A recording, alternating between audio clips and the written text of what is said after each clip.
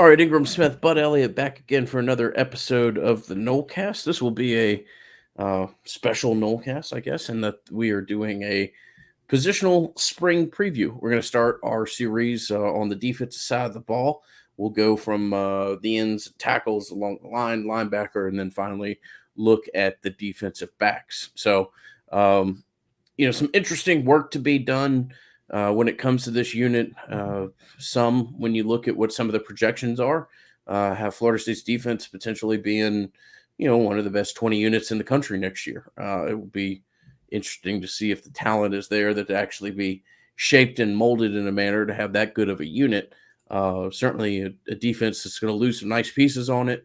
And spring will give us a pretty good indicator as to what type of replacement pieces Florida State has on the roster currently and kind of where they are and if they're up to speed to step into some of the larger shoes that I referenced earlier being vacated. So, Bud, this will be pretty fun as I'm still pretty optimistic as to what the defense looks like next year. And spring will hopefully give us a pretty good idea as to, where the strengths and weaknesses are and maybe some of the question marks that we have currently if they can be answered during the process of spring. Yeah, this is going to be a really interesting spring for this defense because for the first time in a while, I feel like not only should it be better than the offense, but it will absolutely be counted on to be better than the offense. No Power 5 defense rates higher in the returning production metric that Bill Connolly puts out every spring than Florida State's defense. And they were 37th in SP Plus last year defensively. They're projected 14th in the nation this year defensively. That is a very aggressive projection. I know I talked about in our video we did on why Vegas power ratings love the Noles. Not really sure I can fully get with that, but I do expect some improvement defensively, I think, just being in the third year of Adam Fuller's system. We will see how new co-defensive coordinator Randy Shannon mixes in to that system. But let's go ahead and start where all good defenses seem to start, and that is up front with those defensive line questions. Probably go 8 to 10 minutes on this, I would think. We will cut all these into individual videos as well on YouTube if you want to watch those separately, or you can watch the long one, and we'll put chapters on it as well. So let's just go with the questions. If we want to try to answer them, if we disagree on if it's even a question or not, let's just have fun with this thing. Here's a question for you. How much pass rush and edge setting can FSU get from Jared Verse and Derek McClendon and Quayshawn Fuller? And I'll throw this in there, Dennis Briggs. Yeah. I think Verse is a great pickup. I think Verse is going to make like big explosive plays and then maybe suffer to give you some consistency that you've otherwise had the position. Now, I'm not comparing him to Johnson. I've said for a long time that if you make comparisons of anybody to Jermaine, you're probably going to be disappointed. But I do think that Verse is a great get. I'm not belittling that at all. But I think he's a guy who's going to create a strip sack for you one moment and then, probably be pretty well handled blocked on the next. I think the moments from him are going to be big, explosive, notable. I don't know that he'll bring the consistency to the position. And I only bring that up because everybody knows that, Jermaine turned Miami's tackle into a spin cycle, and the game that he had against Notre Dame and the play against Clemson is one of the more impressive things that you've seen. But the consistency that guy gave you and his ability to set the edge and run, I don't know that it's as appreciated by the fan base as it should be. And that's going to be a really, really tough part of his game to replace other than just the obvious kind of jaw-dropping shock plays that he gave you from time to time throughout the course of the season. Yeah, 100%. He didn't allow a lot of negative plays. You know what I mean? Even when he wasn't getting there, he wasn't like sacrificing his discipline and getting out of position too often. That could be tough to replace. Now, I threw in Dennis Briggs there because I am curious, how much three-man front will FSU play this fall? How much will the pass rush drop off without Jermaine Johnson and without Keir Thomas? Can you afford to play Dennis Briggs more at that end spot, whether that's as a 5-tech, 6-tech, or 7-tech? To me, those are really important questions for the success of this defense, and maybe we will start to see those guys answer some of those questions this spring. Bold prediction, bud. Yeah. Dennis Briggs is the best defensive end you have on this roster. Ooh, that is bold. Yeah. I kind of like it, though. I can see that. And I think we'll have, again, I don't think he makes the splash plays. Maybe it's a good combination, pairing him and Verse together. I think he'll do really well in some aspects of the run game that we talked about, but also really good athlete. Obviously had the injury last year. I think he recovers. I think he shapes his body slightly. And I think by the time you come to Duquesne and LSU, that he may be the best defensive end that you have on the roster. Thinking back on his career, right? Highly touted out of Kissimmee Osceola. He didn't play part of the 2020 season due to COVID, right? Not him having COVID, but like legitimate. When we didn't know as much about COVID, he decided to kind of opt out for part of the season, and then ended up playing a little bit of that season, if I recall. Then last year, he gets that chop block early on in the year. Recovery's kind of slow, comes back and gives them some positive minutes down the stretch, or positive snaps, not minutes. We're not in basketball anymore, thank God. That team. Speaking of injuries and just poor basketball team. Ever since we talked about what a great year, a great run they had, not a great year, but it's only gone in the wrong direction. But this is the defensive preview, and we'll stick with it. How if one of the young guys on the defensive line for this team at defensive end is able to step up, will we see those signs in spring? Will we see one of those guys start to emerge, whether that is Wilson or Peyton or one of those dudes that you got in that 2021 signing class? Or are they more of a 2023 year impact? You know, that sort of redshirt sophomore impact. Even if they are only a 2023 impact, normally you can start to get the feel in spring for if guys are going to make an impact. It may still be a ways away, but you start to see flashes. You start to see signs that, hey, this guy's picking it up. It may be a little while until he's, fully operational, but the surface is kind of being scratched there and development is taking place. So I think we'll get a pretty good feel as to where these guys are. And ultimately, again, we're not going to make too much out of one spring. But I do think that for some of these, younger, kind of stringier, leaner defensive ends, that if the development cycle is going to take place, for them to be there, that you at least start to see flashes of it during spring. And you realize that the guys may still need another 14, 16 months in the weight room and on the whey protein and everything else, wink, wink, nod, nod. But you start to see that there's a ball player there and a guy that contribute along the line of scrimmage for you. I can agree with that. Here's a question for you. Lundy and Gaynor, how much do they end up playing maybe at that Fox role, sort of that, stand-up hybrid role, not a true off-ball backer spot, little rush, little cover, wide side of the field type role? All right. I know that there's always been an interest in people in trying to get Gaynor to catch on at Fox, and I certainly understand it. I've never seen it, and I'm not knocking the kid here, but I've never seen the kid really be in love with the idea of playing that close to the ball. Most of the time when Gaynor makes splash plays, he's distanced from the ball. He has a chance to read the play, react to it, and maybe the immediate football instincts aren't there. And I'm not knocking the kid, just reflective of what I've seen from his game. I do think that Lundy has a decent chance. I mean, it's certainly the body type's there, fluid enough for that position. Certainly if you could ask him to do some of the things that you did at linebacker, I think that's an ideal fit that hopefully he kind of grows into and is able to play. I like him, hard worker, but absent a total reshaping of his body and flexibility in his hips that I haven't otherwise seen. There's only so many snaps that you can give that guy at linebacker and not be totally concerned with what you're otherwise giving up.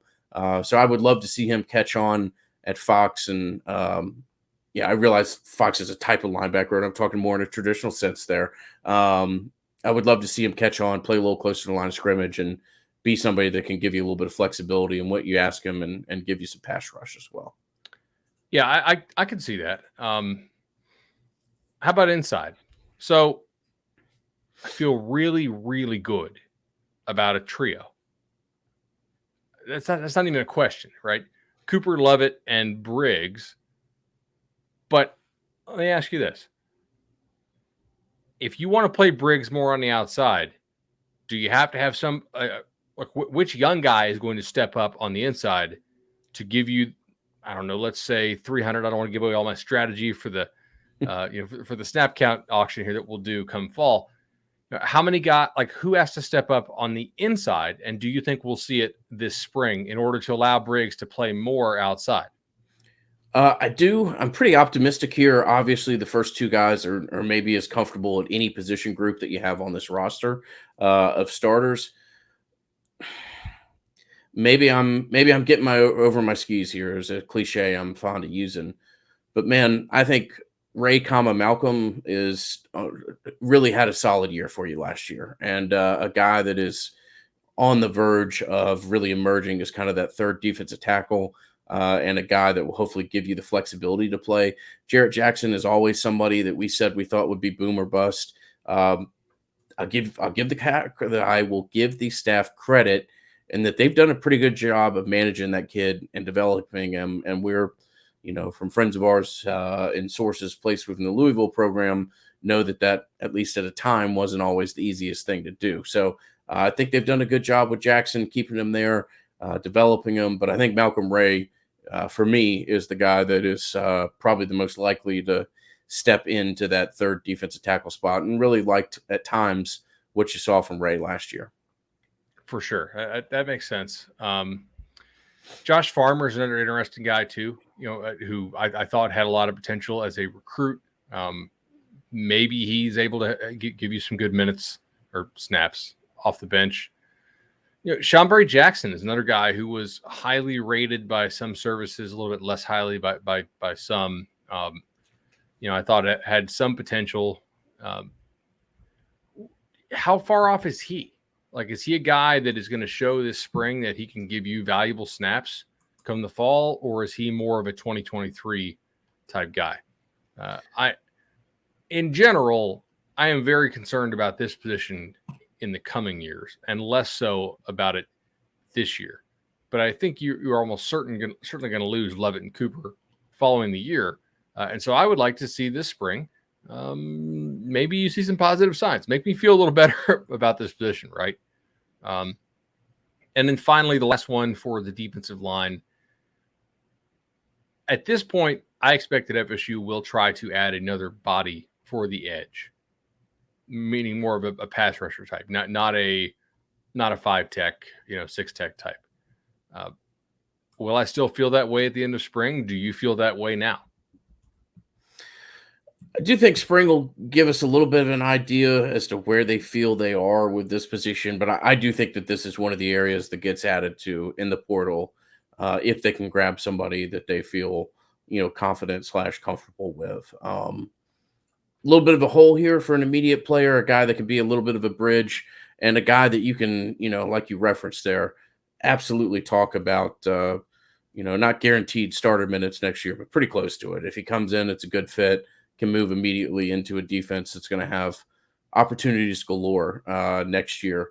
And I think Florida State will look to add a piece that fits that kind of general description after spring.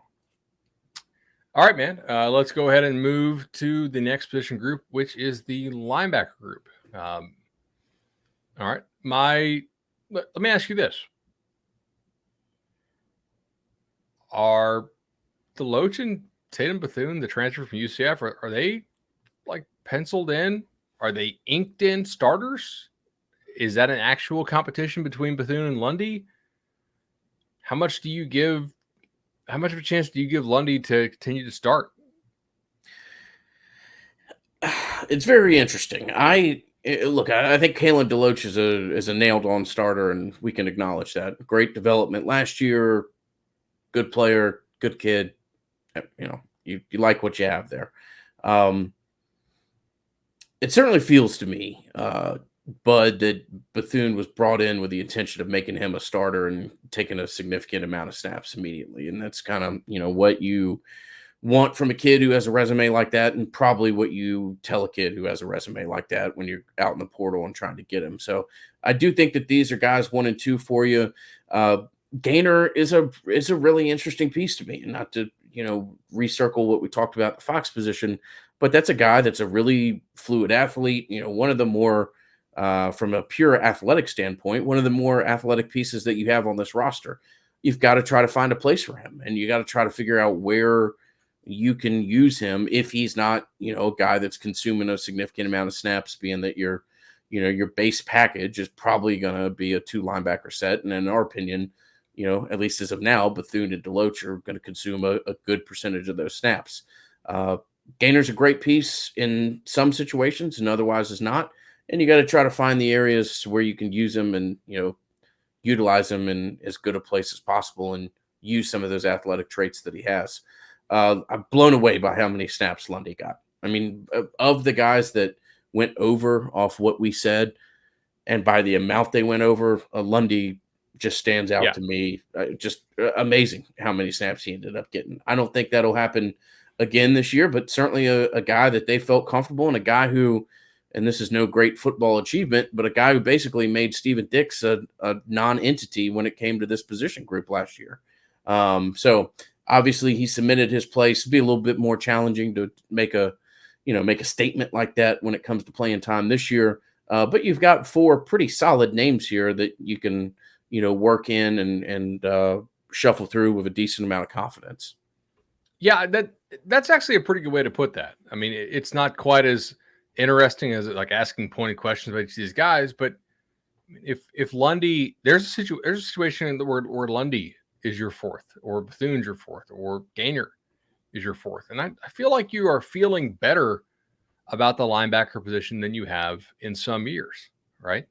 Now you better be, because the back 7 is likely going to need to carry this defense, in my opinion, entering spring. Maybe my opinion will change. Maybe yours will change following what we learned in spring. Here's one for you. When we talk about Adam Fuller and his defenses at Marshall and his defenses at Memphis, they blitzed a lot, and they were very aggressive. Last year, this defense blitzed less than almost any defense in the country for good reason. They didn't really have to blitz. They had a pretty good pass rush. And if you can get home with 4 or you can cover with 7, that's good math. I'm kind of a math guy, and I like that. This year, we just talked about defensive line. If you're watching this as a solo video, go back and watch the prior video. How much do you have to blitz this year to get home? And who do you think will be the best blitzers? It's a good question. It's certainly a piece of the defense that your coordinator wants to utilize. If you look at what he's done historically, speaking from a more broader perspective as to what you just talked about, that I feel incredibly confident about the interior spine of the defense, the tackles and the linebackers. I think your tackles are good enough that you hope they can kind of be your strength, and your ends can come on. And I'm maybe a little bit more questionable about the back 4 than you are, but this is more kind of the linebacker part of the preview, and I'll keep it here. Gainer's great playing in space, and I think if you can get him timed up right and get him feeling it, it's a horrible description, but just get a better football sense for how he times his blitzes, how he reads and reacts to blitzes. I think Gainer has the ability to be the guy that you kind of design some exotics up for, hope comes free, and with the realization that if the quarterback is flushed, you've still got a super athlete out there in pursuit, and a guy that'll be able to track down most of the ACC quarterbacks that you encounter. So as far as a blitz piece, it wouldn't surprise me for them to be very specific with what they try to use and how they try to use Gainer, and if the blitz package is in a decent portion of how they see him being used best in their defense. It's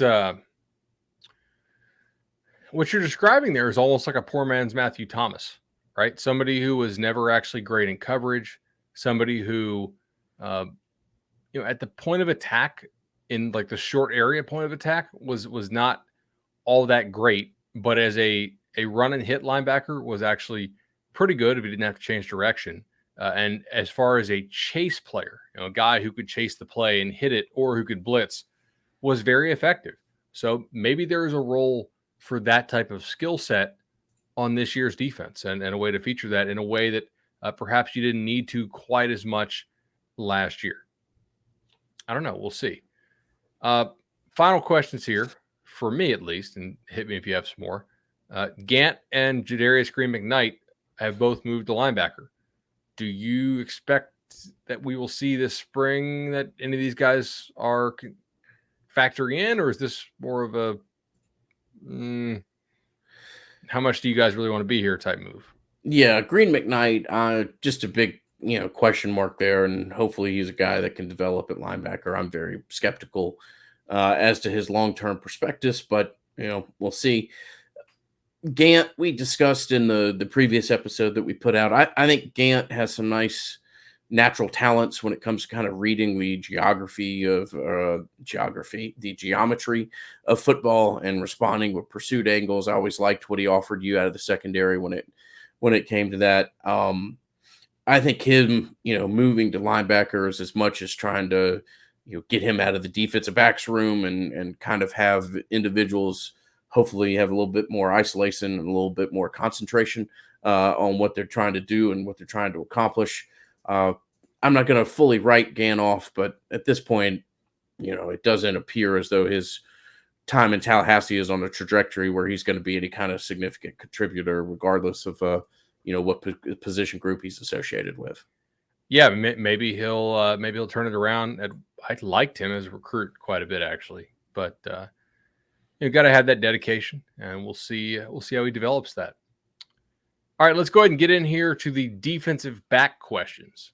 Defensive back, I will probably change the banner. There we go. Talk a little secondary.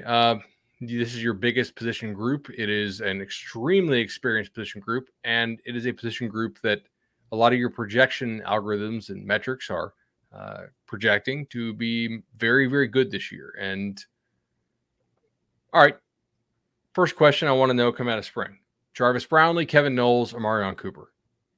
Is there anybody who is seriously in the mix to start at corner other than those three guys? I don't think this is going to happen, which is a very weak way of responding to a question. I actually think Damori Tate is, if somebody comes out of left field, I think Tate is the guy that does it. I would, Lord knows there's no absent of want to see Travis Jay succeed in my heart. I would love to see it happen for that kid. And I was as optimistic about him going into last year as anybody could be, and it just didn't come together. At this point, I'm going to have to see it from Travis on the field to believe it.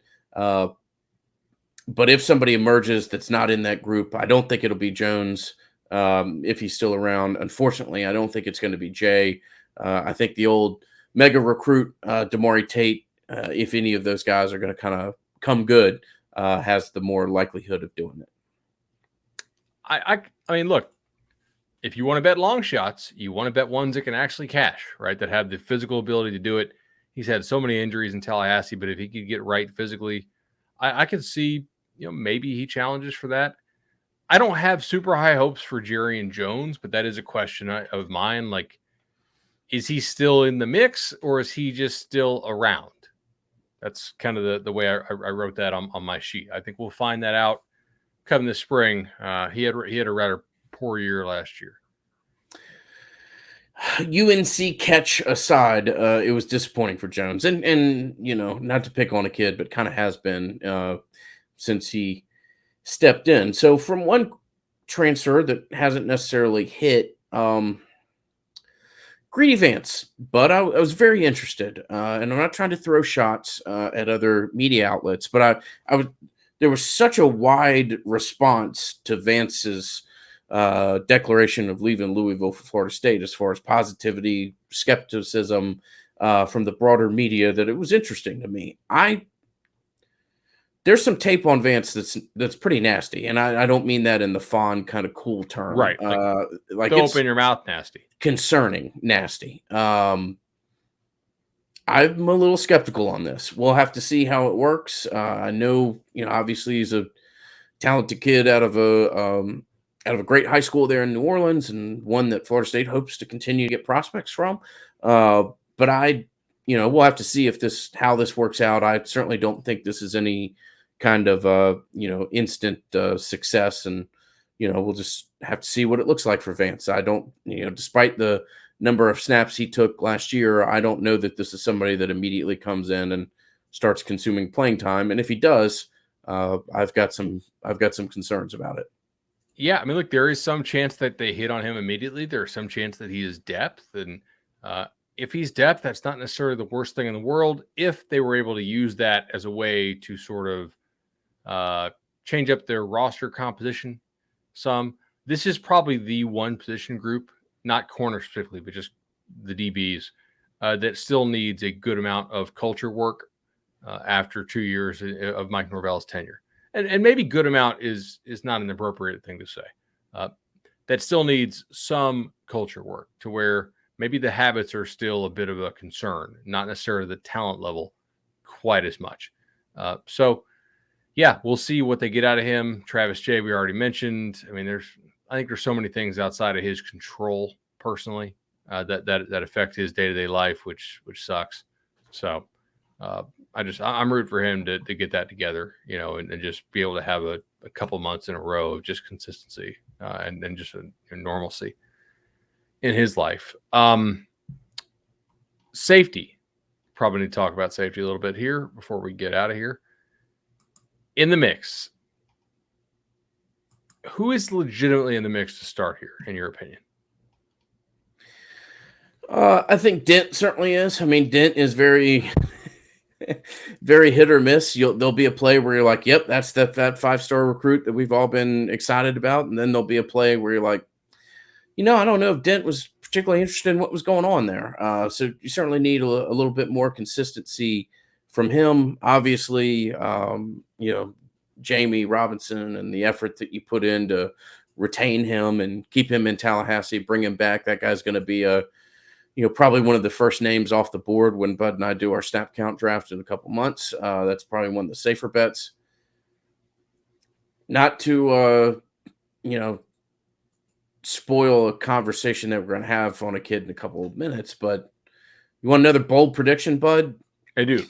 By game 6, doesn't shock me if Azare Thomas isn't a starter for you. I think this guy emerges very, very quickly and becomes a player faster than most people think. Okay. I can get with that.